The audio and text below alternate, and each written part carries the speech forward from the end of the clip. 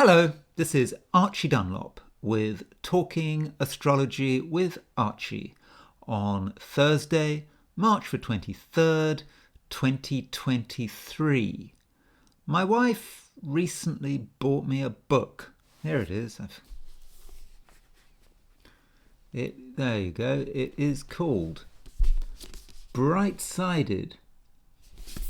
Bright-Sided, How the Relentless Promotion of Positive Thinking Has Undermined America by Barbara Ehrenreich. Now, I haven't read the book, but I certainly agree with the sentiments of the title. America is far too optimistic. They think everything's going to be fine. You know, we're facing a big recession, but everyone is going around as if nothing has happened. You're not supposed to complain. You're supposed to look on the bright side. You know, when someone says, "How are you?" you're supposed to say, "Fine." You're not supposed to wax lyrical about your problems. Yes, America's optimism is one of the things I hate the most about America, and there are certainly many things to hate about this country. Now, as far as astrology is concerned, this is directly relevant because there are so many astrology videos, websites, whatever. They analyze new moons and equinoxes and planets moving into signs, and they're invariably positive. People will look at the most ghastly horoscope of a new moon or a full moon and just say how wonderful it is and how emotional and how it will bring forward people's spiritual potential and so forth. Reality is, astrology doesn't work like that. I mean, I'll let you into a secret. It is much, much easier with astrology to predict bad things than good things. And let's face it, in the average life, there are only about 5 or 6 big events. You know, we're born, we go to school, maybe get married, maybe get a job, a few children, 1 child, 2 children, whatever. Then we retire and then we die. And that's it. And, you know, after a certain point, things just don't get better. So if you think that astrology can make you feel better, can make you feel that life is worth living, I'm not convinced about that at all. Well, I mean, I am in the sense that if you handle astrology correctly, it can perhaps give you evidence that there is some meaning beyond the material world, but that's kind of quite abstract. In terms of our personal selves, I don't expect too much from astrology. I now come on to an important event that happens today on Thursday, March the 23rd, 2023. Pluto goes into Aquarius, and that happens at 13 minutes past 12 in the afternoon in London. That would be, I think, 13 minutes past 8 in the morning in New York, and just after 5 in the morning if you're in California. And I am sure if you look on YouTube, you will find lots of descriptions of Pluto going into Aquarius.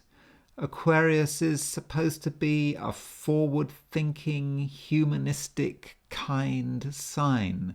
After all, this is the dawning of the age of Aquarius. It's about realizing our ambitions. It's no, it's not. It's about people coming together, being happy, being forward-thinking, and so on. So you might argue Pluto in Aquarius is going to be a time when we can change society for the better. Aquarius, society, vision, and so forth. You know, that is all garbage. Absolute garbage. Aquarius is, in many respects, not a nice sign. It's interesting that Nazi Germany came into being, i.e. Hitler came to power, on January the 30th, 1933, when the sun was in Aquarius. And Aquarius is a sign that's ruled by Saturn. Aquarius represents the overwhelming power of the state using technology to destroy us, to crush us, to keep us down. It's a very modern sign, but as I said, I don't mean modern in a good sense of the word. Yeah, it's about technology being used to keep us under control. There is resistance to it. I mean, Aquarius is also about people being stubborn, trying to resist change, trying to stand up against the state. So all of that is possible. Now, this raises the question of what is going to happen when Pluto goes into Aquarius. Well, I said Pluto goes into Aquarius today. It will go forward into Aquarius a couple of degrees, then it will go backwards because of this phenomena called retrograde motion. So it won't stay in Aquarius for too long. It will go back into Capricorn, then it will go return to Aquarius, and then it will make its big move through the sign of Aquarius, lasting well over a decade. I can look it up, 15 years or however long it takes. And so when Pluto moves into a sign, it represents something very generational. It represents the new time in which we are living. And with Pluto going into Aquarius, I think it's a time when the state is really going to try to crush us. We've already had it a bit with Pluto going through Capricorn. Pluto's been going through Capricorn since 2007 or 8. So Pluto in Capricorn was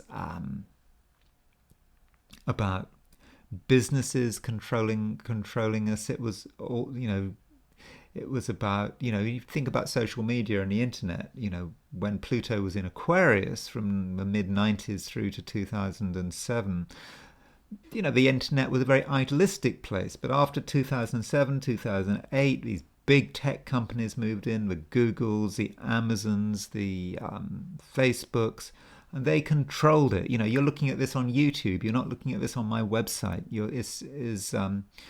It's about control. And plus we had the banking crisis. That started in 2007, 2008, and Capricorn is very much associated with the banks. So now with Aquarius, it is very modern. So we're going to find ourselves being controlled like never before, and at the same time many of us are going to try to resist this control like never before. So that's one aspect of Pluto moving through Aquarius. From a geopolitical point of view, as I've said before, Aquarius is a sign connected with the East.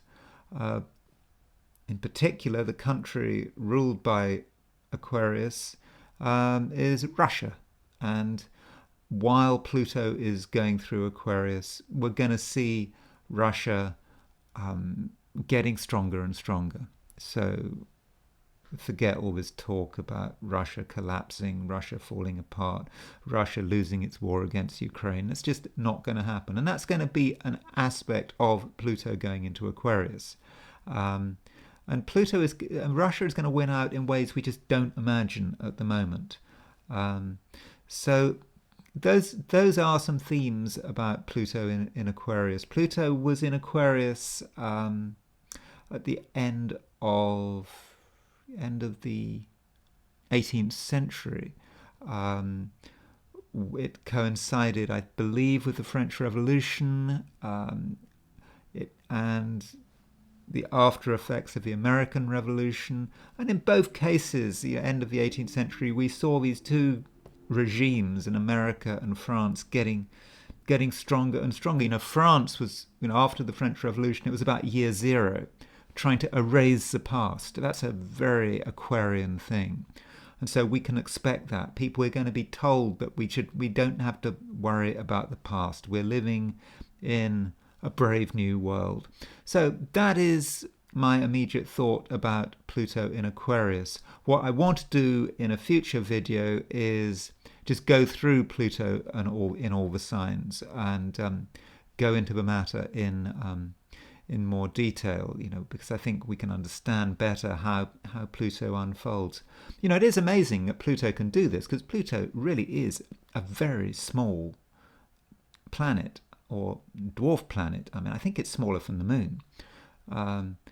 But it's not that small planet billions of miles away can affect us through some causal influence. It's about synchronicity. It's about what happens in one place reflects what happens in another place.